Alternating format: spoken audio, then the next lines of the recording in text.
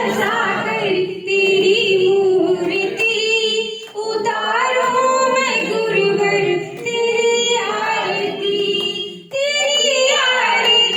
हाँ तेरी आरती हाँ तेरी आरती उतारूं मैं गुरुवर तेरी आरती मन में बसा कर तेरी मूर्ति उतारूं मैं गुरुवर तेरी आरती करुणा करो कष्ट हरो ज्ञान दो भगवन भाव में फंसी नाव मेरी तार दो भगवन करुणा करो कष्ट हरो ज्ञान दो भगवन भाव में फंसी नाव मेरी तार दो भगवन दर्द की दवा तुम्हारे पास है दर्द की दवा तुम्हारे पास है जिंदगी दया की है भीख मांगती मन में बसा कर तेरी मूर्ति उतारूं मैं गुरुवर तेरी आरती।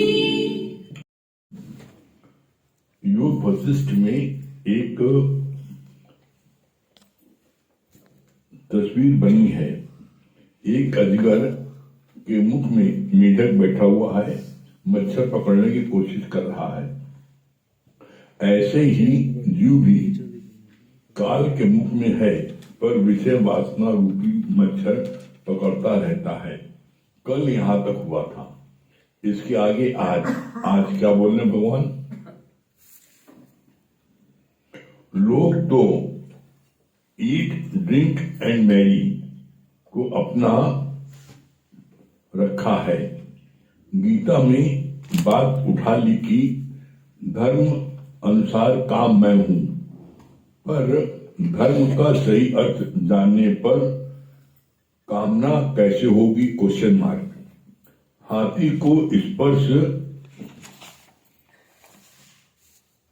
का रस है तो लोग उसे पकड़ने के लिए हथनी का बोता एक गड्ढे में के ऊपर रख देते हैं और हाथी हथनी को देख आगे बढ़ती है तो वहीं गड्ढे में गिर जाती है। हर जानवर में एक विषय रस है, पर मनुष्य में सब है। लोग हमारे ज्ञान पर बहुत टीका टिप्पणी करते हैं कि ये ग्रह छुड़ाते हैं, पर सच तो यह है कि छोड़ते तो काम वासना नहीं है, पर कहा जाता है पति को छोड़ दिया। कई लोग बिना सेक्स के बीमार होते हैं तो डॉक्टर बोलते हैं सेक्स इज नेचुरल, पर ज्ञान से समझ होने पर आजीवन ब्रह्मचर्य से रहा जाता है और आज तक कोई बीमार नहीं हुआ। अगर वासना है और उसको सरप्रेस किया जाता है तो ये बीमारी का कारण है, पर ज्ञान से वासना उठती नहीं है। जब ये रस आवे तो वो रस नहीं भावे। कितना सुंदर यहाँ पर गुरु जी ने वर्णन किया है। आज का लोगों का जीवन क्या है, लोगों का जीवन क्या सोच क्या है? ईट ड्रिंक एंड मैरी, खाओ पियो मस्त रखो, जितना दुनिया का ऐश कर सकते करो। ऐसा ना हो ऊपर जाके भगवान पूछे तुम क्या किए तो बता ना पाओ। लोग जो मनचले लोग होते हैं वो अपने दोस्तों से कहते हैं कि ऊपर जाए का जवाब दे, वो तुम्हें भेजा ना जाए मौज मस्ती लेने के लिए, तो क्या तुमने किया तुमने? तो बोला भगवान ने ऐसे लोगों का जीवन का लक्ष्य क्या है? उनका लक्ष्य है खाओ पियो ऐश करो, बस उनका ईट ड्रिंक एंड मैरी। खूब खाओ पियो ड्रिंक करो, मौज मस्ती मारो है, और खूब उधार खाओ और मांगे आए तो मारो। उनका ये लक्ष्य है। जो लोग खाते पीते मौज करते हैं तो उनसे उनका ये मकसद होता है खूब खाओ पियो, उधार भी लो, खा लो, उधार लेके खाओ, और उधार पैसा मांगे तो मारो। उल्टा। तो यहां पर अगर इस मकसद से तुम जी रहे हो तो बोला तुम्हारा मरना अच्छा है। कैसे? इसका बड़ा अच्छा दादा भगवान ने एक प्रमाण दिया। एक मरीज भर्ती था, 1 हफ्ते से बहुत बीमार था, दुकान नहीं जा पा रहा था। तो दादा भगवान फल का टोकरा ले गए उसके पास। तो उससे पूछा, भाई तुम बीमार कैसे हो, क्या बताया? 1 हफ्ते से बीमार हो, बहुत तकलीफ है। तो अच्छा 1 हफ्ते बाद बीमार हो, तुम ठीक हो, करो क्या? तुम बीमार हो और तुम ठीक हो जाओगे तो हम ठीक कर दे, क्या करोगे? अरे कहा 1 हफ्ते दुकान छुट्टी, दुकान जाएंगे, वो क्या करेंगे? तो टोकरा वापस ले चलो, ये अच्छा बीमार है। इतना बोल्ड कोई बोल सकता है कि अच्छा बीमार है? क्यों? कम से कम अभी बीमार है तो भगवान के भजन तो कर रहा है। अभी 2-4 महीने पड़ा रहे, बीमार है तो अच्छा रहेगा। और टोकरा वापस ले गए, नहीं दिया उसको। कहा तुम बीमार हो 2-4 महीने, कम से कम बीमार भी तुम भगवान का भजन कर रहे हो और अच्छे हो गए तो दुकान भागोगे। तो इतना बोल्ड कोई व्यक्ति बोलने वाला सिर्फ एक ब्रह्मज्ञानी हो सकता है, बाकी कोई दूसरा नहीं हो सकता है। फिर भगवान ने क्या बोला कि हाथी सबसे बलशाली है, हाथी।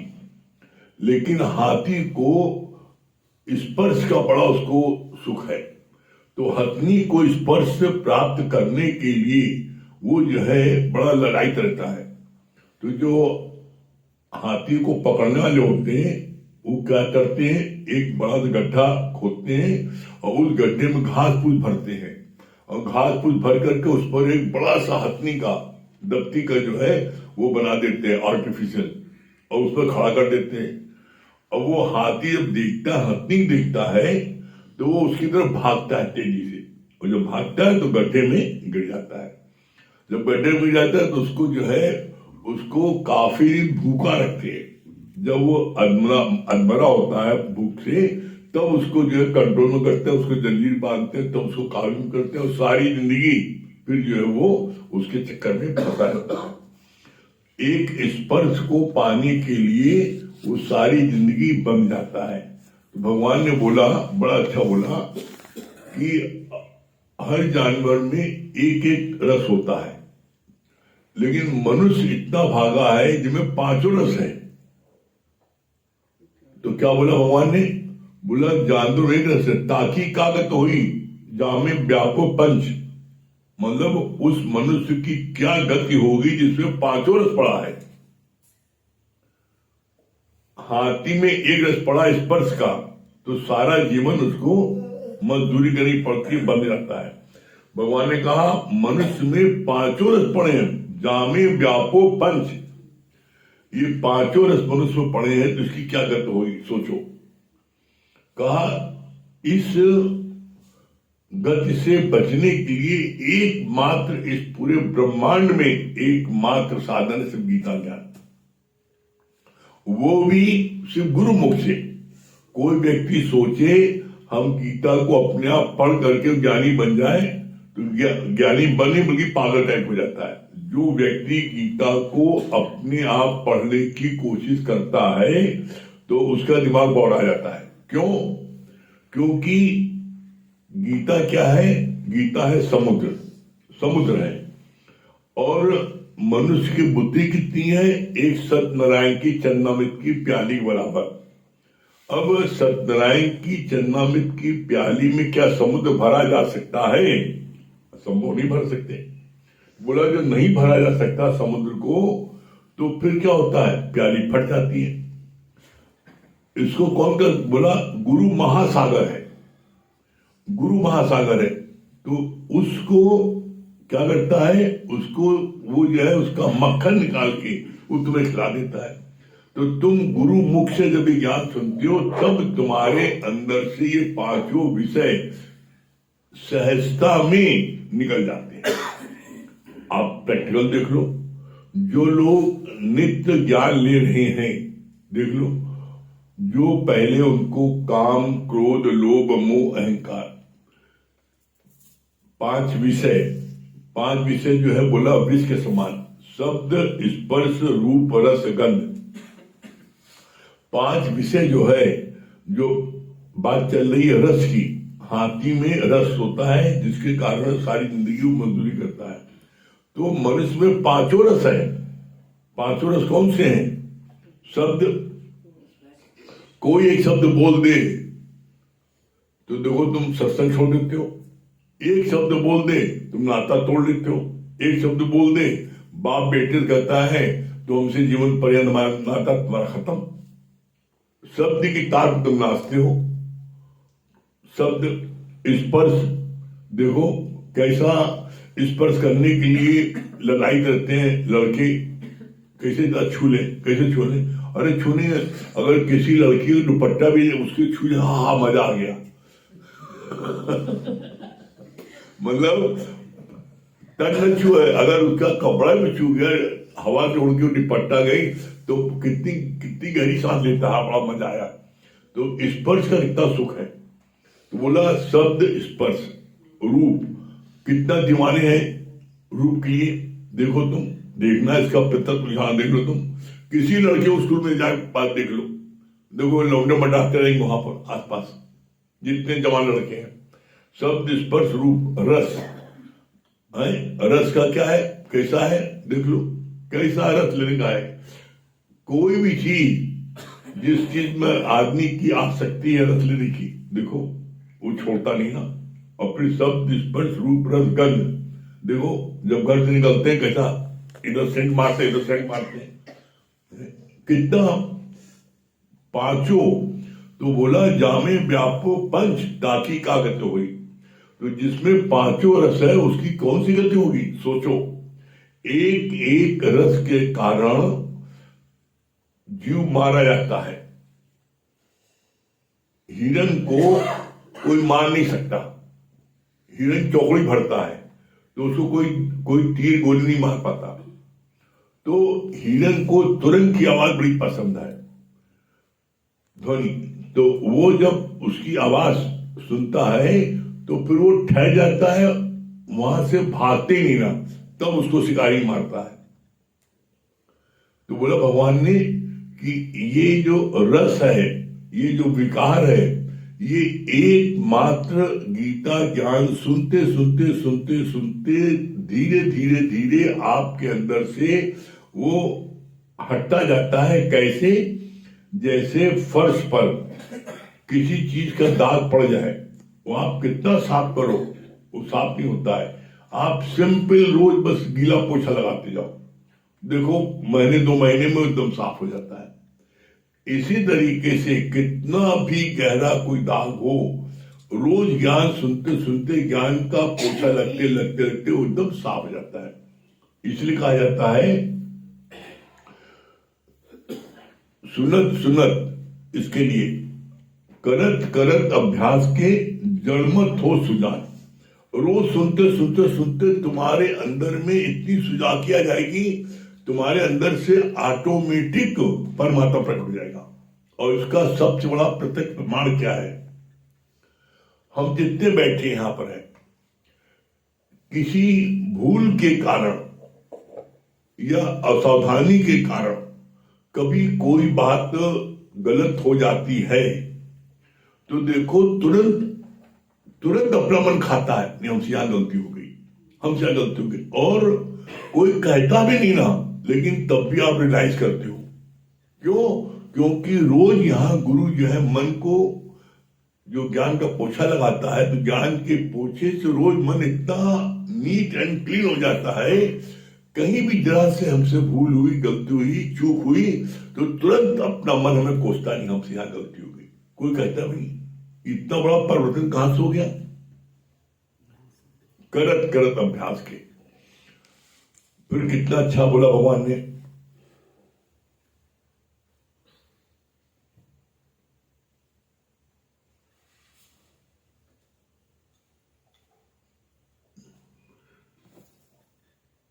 हर जानवर में एक विषय रस है पर मनुष्य में सब है। लोग हमारे ज्ञान पर बहुत टीका टिप्पणी करते हैं कि ये तो गृहस्थ छुड़ाते हैं, पर सच तो ये है कि छोड़ते तो काम वासना नहीं है। जब यहां पर स्त्री मर्द को विषय विकार में साथ नहीं देती है तो मर्द लोग चिल्लाते हैं यहाँ गृहस्थ छुड़ाते हैं, यहाँ पर जो है औरत को गृहस्थ छुड़ाते हैं, घर से भागती हैं। क्यों? क्योंकि अब वो विषय विकार में कामना में साथ नहीं देती है, तो उसके लिए बदनाम ही कहता है कि यहाँ घर छुड़ाया जाता है, जबकि गुरु यहाँ छुड़ाने के लिए यहाँ पर अंदर से ही फिर इच्छा समाप्त हो जाती है काम भावना की। तो जब काम भावना में सहयोग नहीं करते तो फिर लोग लांछन लगाते हैं कि वो यहाँ गृहस्थ छुड़ाते हैं। निष्काम में कोई आता है, ज्ञान सुनने के बाद में गुरु रोज बोलता है निष्काम में जाओ, तो जो निष्काम में जाते हैं तो जो गरम गरम खिलाते हैं, बाहर चले गए, देरी हो गई, तो उसमें फिर उनको लांछन लगाते हैं, बढ़िया घर गृहस्थ छुड़ाते हैं। गृहस्थ नहीं छुड़ाते हैं, वो ज्ञान में कोई आगे बढ़ता है तो ऑटोमेटिक उधर थोड़ा छोटा पड़ता है। तो जब ज्ञान में आगे बढ़ता है तो घर वाले इसे लांछन लगाते हैं, और इसीलिए सबके घर वाले कहते हैं रामायण जाके पढ़ा करो, सुना करो, गीता ज्ञान मत जाओ। क्यों? क्योंकि रामायण में सिर्फ मर्यादा ही मर्यादा है, मरते रहो मरते रहो, रोते रहो मरते रहो और करते रहो। रामायण में मर्यादा है। और गीता में क्या है? गीता में आर्ट ऑफ लिविंग है, तुम्हें कैसे रहना है, तुम खूब अच्छे से रहो। अगर भगवान ने तुमको पैसा दिया तो खूब अच्छे से खाओ पियो, खूब बढ़िया पहनो, घूमो फिरो, किसने मना किया है? गीता में हमेशा ये कहा जाता है कि गीता अपने पैरों पर खड़ा करना सिखाती है। गीता कहती न किसी से डरो और न किसी को डराओ, किसी से पहल मत करो, लेकिन कोई पहल करे तुम्हारे घर में घुस जाए तो कहा 10 को मार दो, कोई पाप नहीं ना। तुम्हारे ऊपर कोई पहल करता है, अटैक करता है, तो अपनी रक्षा के लिए तुम 10 को मारो, कोई पाप नहीं ना। रामायण नहीं सिखाती है। रामायण की तो सहन रहो, कोई एक झापड़ा मारे तो दूसरे झापड़ा आगे कर दो, मान लो। गीता नहीं कहती। गीता क्या बोलती है कि पहल तो मत करो, किसी को अपने सताओ मत, किसी पर प्रहार मत करो, लेकिन तुम्हारे ऊपर कोई प्रहार करता है, तुम अटैक करता है, तो उस समय तुम अपनी रक्षा के लिए तुम 10 को मार दोगे, कोई पाप नहीं है। ये गीता का ज्ञान है। गीता ज्ञान क्या है? अपने पैरों खड़े हो, पहले अपना उद्धार करो, मोक्ष को प्राप्त हो। क्यों? घर गृहस्थ के जो भी काम है, अरे ये काम अगर तुम सिर्फ यही कर रहे हो तो तुम्हारे पशु में अंतर क्या है? अगर तुम खाओ पियो, खाना पीना भोगना, बाल बच्चे पैदा किए, बच्चों को परवरिश किया और खाया पिया, बस। अगर तुमने यही किया, यही तो पशु भी करते हैं भाई, पशु भी नहीं करते हैं। तो बोला खाना पीना भोगना तिनका पशु समान। अगर कोई व्यक्ति सिर्फ यही कार्य करता है तो उसके और पशु को अंतर नहीं है। फिर कितनी अच्छी बात बोली भगवान ने, कितनी अच्छी बात है भगवान क्लियर किया। कई लोग बिना सेक्स के बीमार होते हैं तो डॉक्टर बोलते हैं सेक्स इज नेचुरल। डॉक्टर बोलते हैं, डॉक्टर को ज्ञानी नहीं है। यहां गुरु ने क्या बोला? Sex is not natural, sex natural नहीं है। डॉक्टर बोलते हैं सेक्स नेचुरल है, और जब सेक्स नहीं मिलता करने को तो बीमार पड़ जाते हैं। तो इसका जवाब दिया भगवान ने, ज्ञान से समझ होने पर आजीवन ब्रह्मचर्य से रहा जाता है और आज तक कोई बीमार नहीं पड़ा। जो व्यक्ति ब्रह्मचर्य में रहता है तो वो बहुत ही बलशाली होता है, बीमार नहीं पड़ता है। और इसके लिए बोला नेचुरल नहीं है। नेचुरल जो है अगर होता तो ब्रह्मचर्य में फिर लोग क्यों कहते हैं ब्रह्मचर्य जीवन है? अगर सेक्स नेचुरल है तो फिर ब्रह्मचर्य जीवन क्यों बोला जाता है? जरा आप इस बात की कल्पना करो कि ब्रह्मचर्य में कितनी ताकत है। एक व्यक्ति जब इसमें गिरता है तो एक बूंद वीर, एक ड्रॉप वीर 40 बूंद खून से बनता है। एक बूंद वीर जिससे बच्चा पैदा होता है एक ड्रॉप से, और उसमें गिरने पर कितना नष्ट होता है। तो भगवान ने बोला, इसीलिए जो है बोला गया कि पावर किसमें है? पावर है, शक्ति है। उस शक्ति को तुम कहां नष्ट करते हो? किसमें? सिर्फ 2 घड़ी के सुख के लिए। उस 2 घड़ी के सुख के लिए तुम उसको नष्ट करते हो। जबकि बोला अगर कोई ब्रह्मचर्य है तो बोला कि वो जो है वो दुनिया का कोई भी कार्य ऐसा नहीं जो न कर सके। ब्रह्मचर्य इतनी पावर होती है। लेकिन व्यक्ति जो है उस 2 घड़ी के सुख के लिए दुनिया का सब गलत काम कर बैठता है। तो यहां पर ब्रह्मचर्य या इससे उपरांता प्राप्त करने के लिए गीता का ज्ञान रोज सुनते सुनते आपके अंदर से, इसको बोलते हैं सेल्फ रिनंसिएशन, आपके अंदर सहज आप त्याग हो जाता है, आपके अंदर इच्छा पैदा नहीं होती।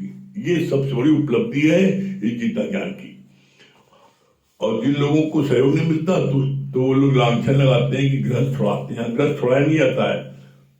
फिर बोला ज्ञान से समझ होने पर आजीवन ब्रह्मचर्य से रहा जाता है और आज तक कोई बीमार नहीं हुआ।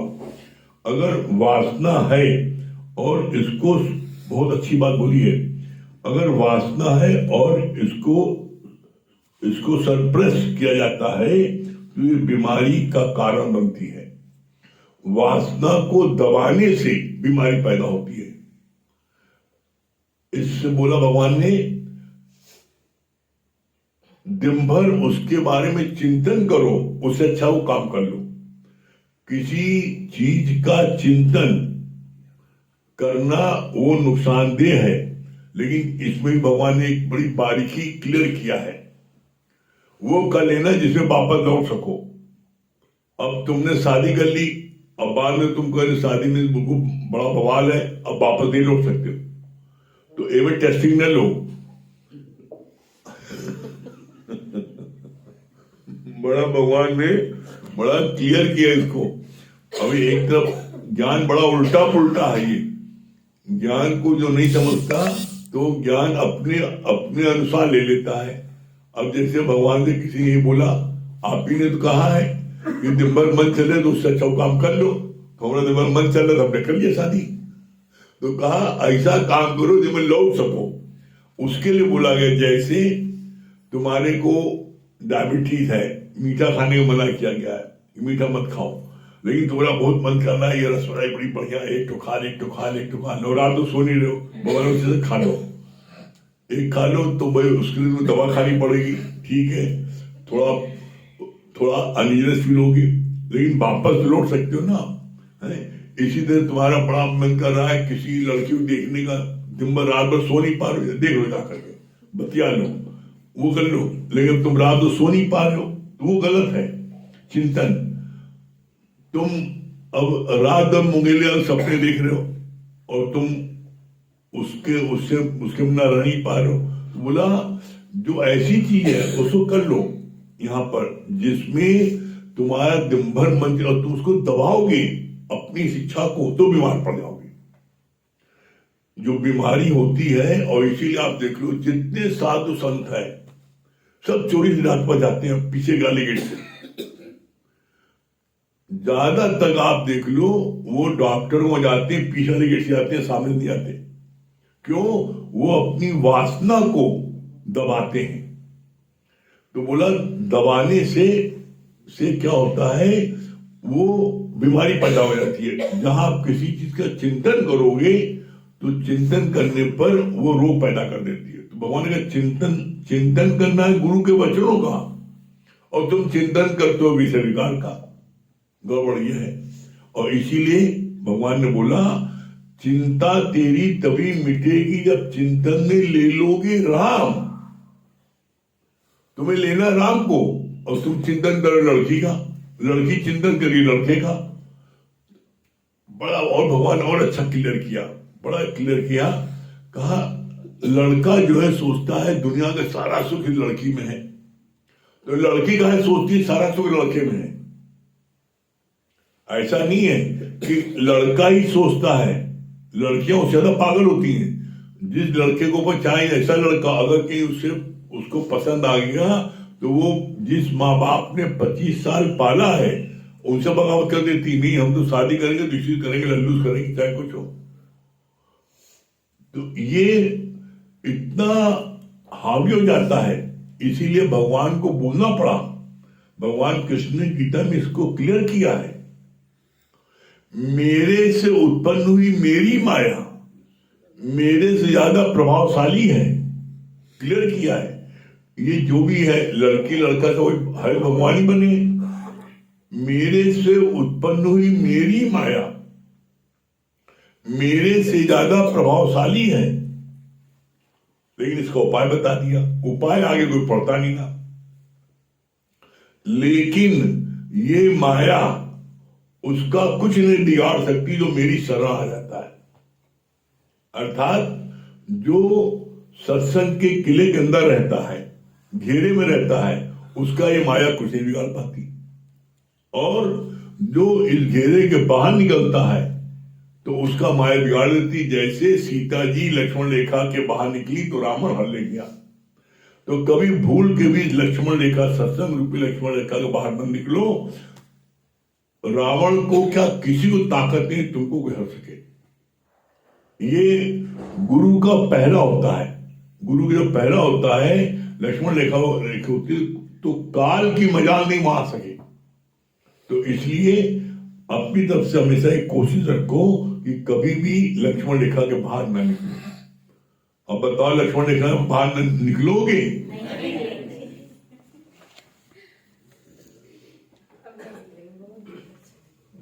लेडीज लोग बोली, जेंट्स लोग कम बोले हैं।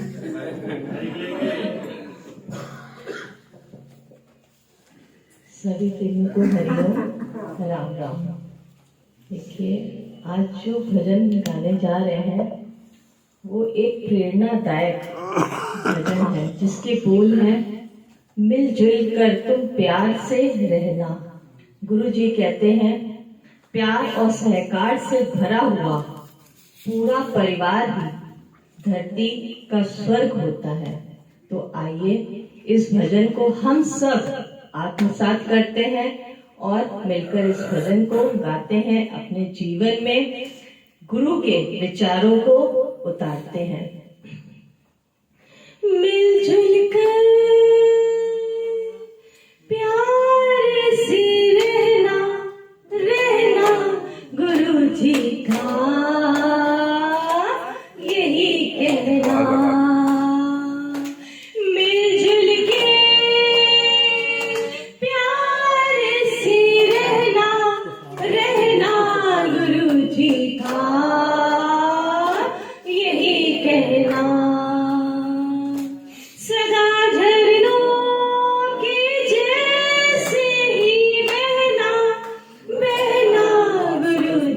का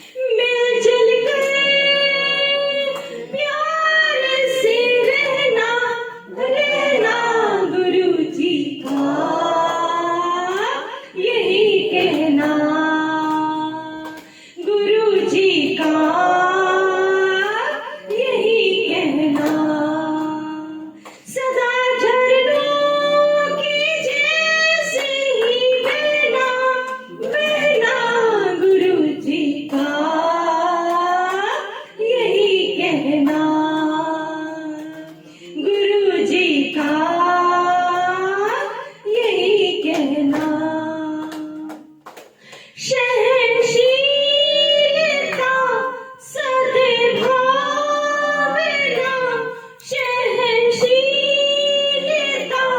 सदे भावना, मन में भर दो गुरु जी सच्ची भावना, मन में भर दो गुरु जी सच्ची भावना, नम्रता का हम पहनेंगे ना गहना, गुरु जी का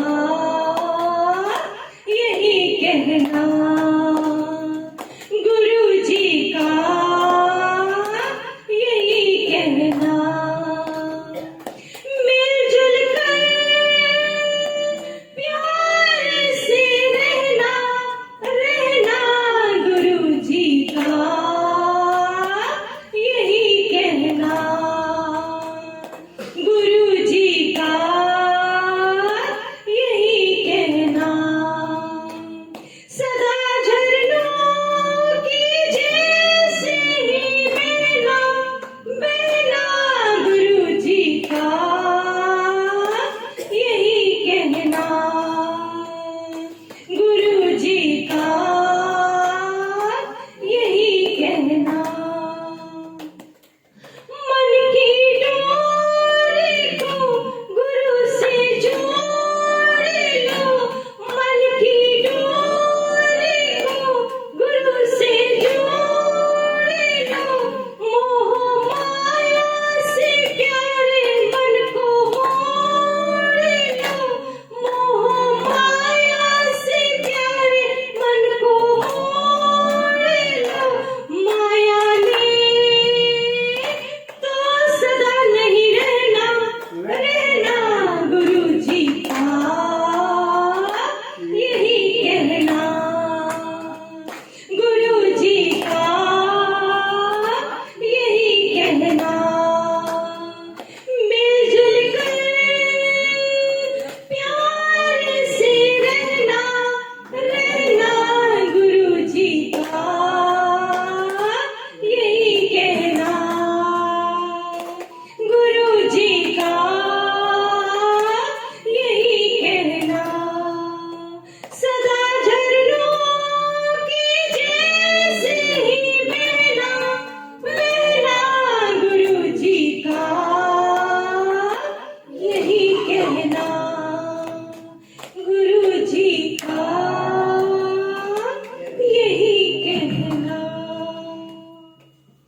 क्या बता रही है पूनम जी?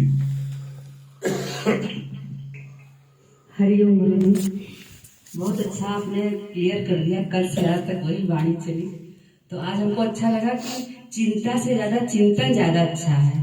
अगर हम गुरु के वचनों का चिंतन करेंगे तो ये सब जो तरह तरह की बातें आपने समझाई है वो सब दब जाएंगे। जितना आपने बताया ना, जो बीमारी हो जाती है, अगर गुरु के चिंतन में रहेंगे, ब्रह्म ज्ञान हमेशा हर समय उसी में हम रहेंगे, तो हमको जो ऐसी कोई बीमारी नहीं होगी और चिंता भी नहीं होगी। ये बात बहुत अच्छी लगी आज। हरिओम।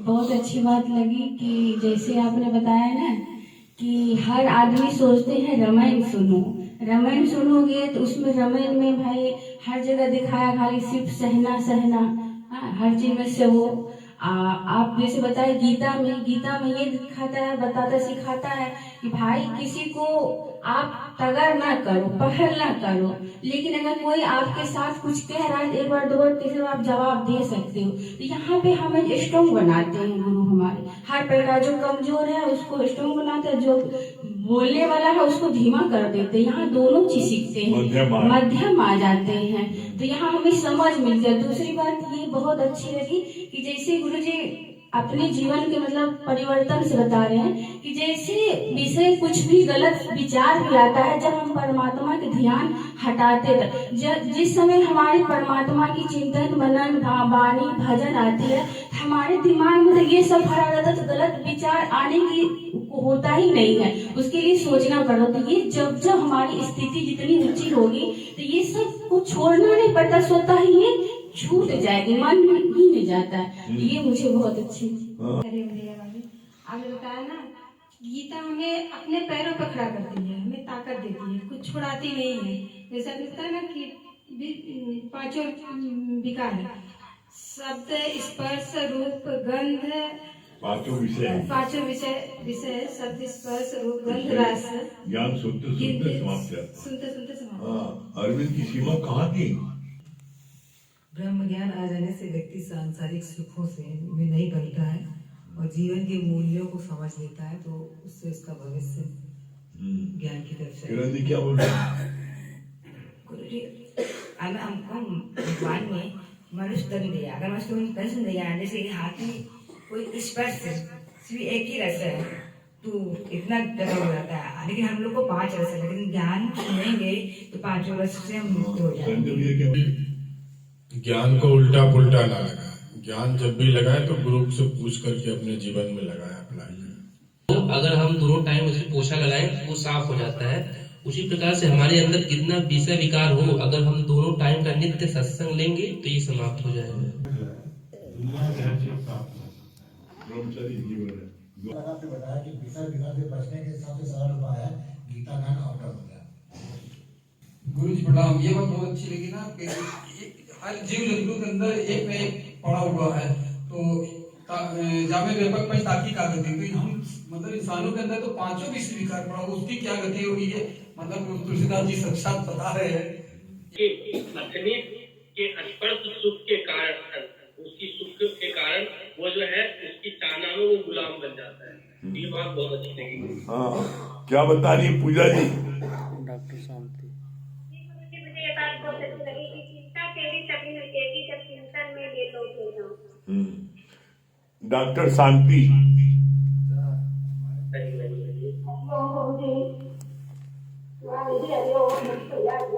ये वाला बंद। भगवान कृष्ण बोला ना, मेरे से ज्यादा मेरी माया है, और जो आरती में माया को जाता है तो माया का कुछ नहीं बताता। जैसे जन्म को चुका जिसका खत्म मेरे से हमारे अंदर का पूरा साफ हो जाए। आरती मंडल दिल्ली। हाँ, क्या बोल रही बिट्टू रानी? जी गुरुजी, मुझे ये बात बहुत अच्छी लगी ना कि जब हम नित्य का सत्संग लेते हैं तो हमारे मन में पोछा लगता है और हमारे सारे विषय विकार खत्म हो जाते हैं। बात बहुत अच्छी आरती मंडल। सर मिला जी मुझे ये बात बहुत अच्छी लगी, चिंता तेरी तभी मिटेगी जब चिंता में ले लोगे राम। ये बात बहुत अच्छी लगी। सर मिला जी। हाँ, हरे गुरुजी। शर्मिला जी दिल्ली।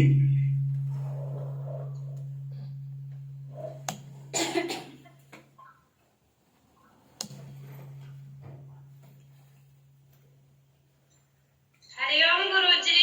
हरिओम भैया। क्या बता रही है? गुरुजी, आपकी ये बात बहुत अच्छी लगी। करत करत अभ्यास जन्म कोय सुचार। ये बात निशा सिंह। नीता सिंह। निशा सिंह। कहाँ की? रीवा।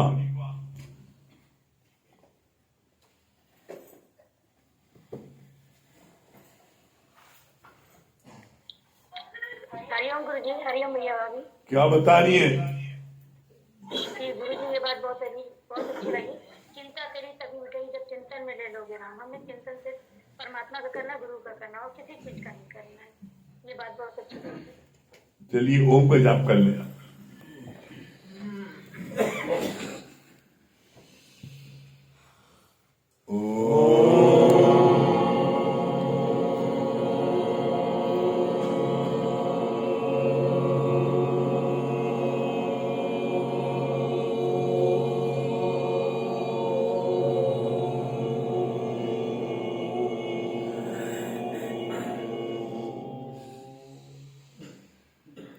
ओ